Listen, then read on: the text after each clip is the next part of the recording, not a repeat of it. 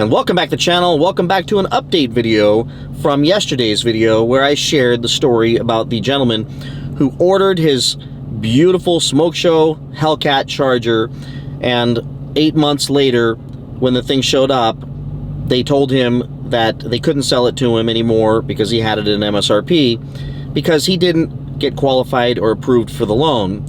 And he took that lump, took his deposit back, and walked away from the deal, only to find out they sold it to someone else for more money. He says $20,000 more.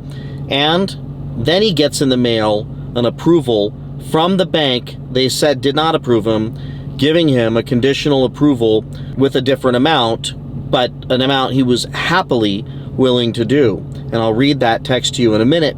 But first, I just want to tell you all the reason for these videos that I'm doing is, one, I'm going to be transparent and honest.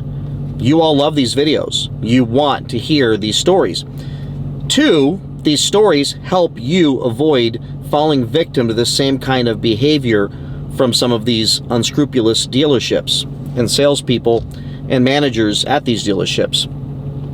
And three, bringing awareness to specific situations with as much supporting documentation as possible increases the believability, the validity of these stories, and takes away the excuse making that these dealers have been making and the denying that a lot of these dealers have been doing.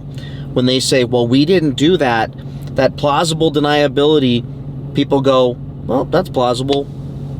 Maybe they didn't do it. Nobody really knows. But when I get proof like this from a gentleman that went through this, and this story never made headlines, this story never made it to Tim's desk, this story never made it to all the YouTubers, it never made it anywhere. And it's indicative of probably the thousands, I'm gonna guess, of people who got screwed out of their cars, their allocations, because someone was willing to pay more than they were willing to pay, despite having ordered the car and the car showing up with their name on the window sticker.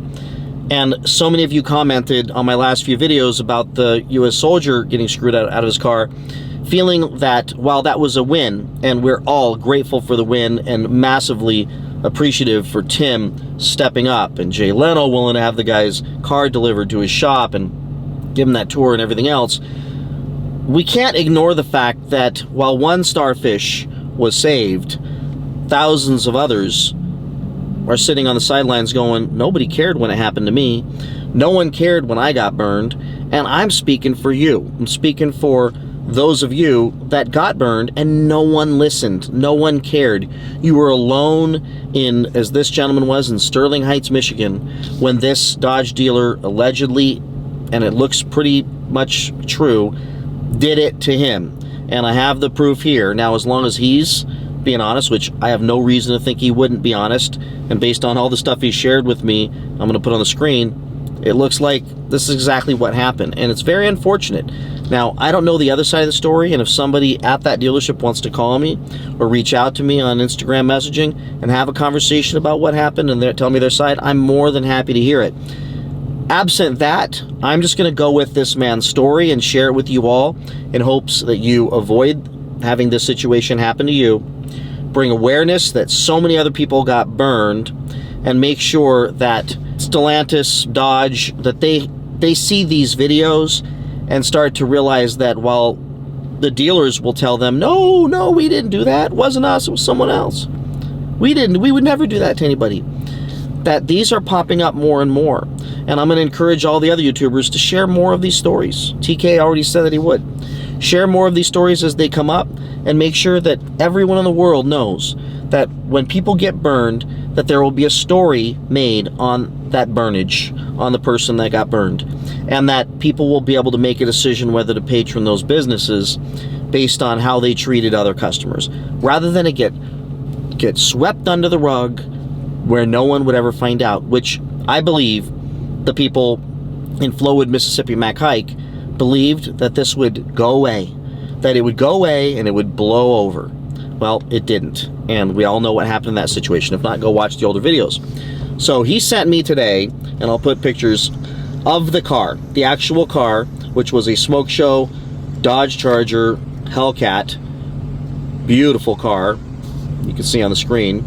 It shows up, and apparently he gets pictures of it, or he goes to see the car and is jumping up and down excited. On the sticker, and I'll blur his name or I'll black out his name, but I'm telling you that I see it. I'm looking at it right now.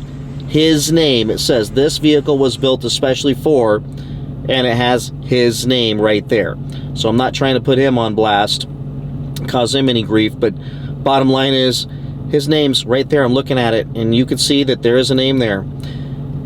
And they allegedly, apparently, called him and said, sorry, you're not approved for the loan. Well, they were kind of telling the truth, but really not telling the truth. And this is kind of a cop-out. So they ran him as 100% financing, and a counter approval came back. But they didn't mention to him about the counter approval. So let me read this to you. This approval says they ran both of our credit. They tried getting me approved with no money down for 84 months without even bothering to ask me how much I was willing to put down or how much I was putting down. We were approved for 75 months with $25,000 down.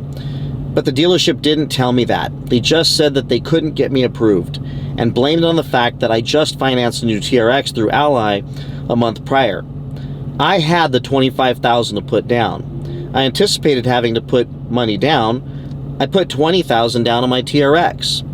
So he was willing to put money down. Had they just called him and said, hey, you're approved, but you're not approved with zero down, you're approved for a loan for 77 grand, you got to drop 25 into this thing, he would have said, okay, I'll drop the 25. Or he could have said, you know, I'll pass, keep the car, I'm going to back out of this thing. In which case, there would not be a story here. There would be no video coming from me. He would have walked away. All's fair in love and war. He didn't get the loan that he wanted, and he's out. But he didn't get told about that. But of course, what happened is, and I'll put on the screen here, is he gets a letter, and they get an approval. And it says, sorry, we're unable to offer it to you on the terms you requested. However, you're approved for $77,332 for 75 months. Meaning, had they just told him that, he could have made the decision, okay, I'll drop the 25. I got a car at MSRP, why wouldn't I? He's going to be totally good on that car. But instead, they said, you're not approved.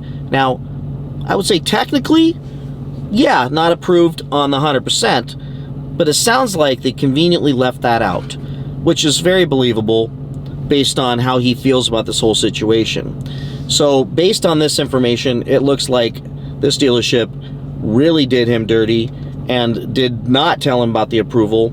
And I wanted to put this up here for anybody up in the stratosphere in Dodge who would see this and go, huh, well, that's another one that did something that was really uncool. And if that dealership sees it, they're welcome to send me a message and prove this story otherwise, and I will make sure I put it up here. But the bottom line is, so much of this happened that it's easier to believe that this is 100% true than it is to think that it's not. And that's based on the years and years of bad behavior that we've all been through. Now, I'm getting more messages every day from others who have stories like this. And while I would like to say that I'm going to publish every single story on here, I can't. I can't. Here's why. What's shocking is it's starting to be too many stories, which means I would be doing videos every single hour on the hour if I said this. So feel free to send me your story, and I'll try to fit them into other videos here and there. Send them to TK, send them to Butter, the Great, Butter the Insider, and someone will get these up to tell these stories. And if they're really egregious, like this one, another one, very egregious, telling somebody they're not approved, and then them finding out a few weeks later when the bank sends them the letter saying why they didn't get approved for 100%, that they were approved for something else and no one thought to mention that, and then the dealer sells the car with his name on it to somebody else for more money. It's just crappy. It's just crappy. And for those of you that like to make comments supporting this behavior, save yourself. I have got already approached today by a salesman at one of the worst dealerships when it comes to markups earlier this year.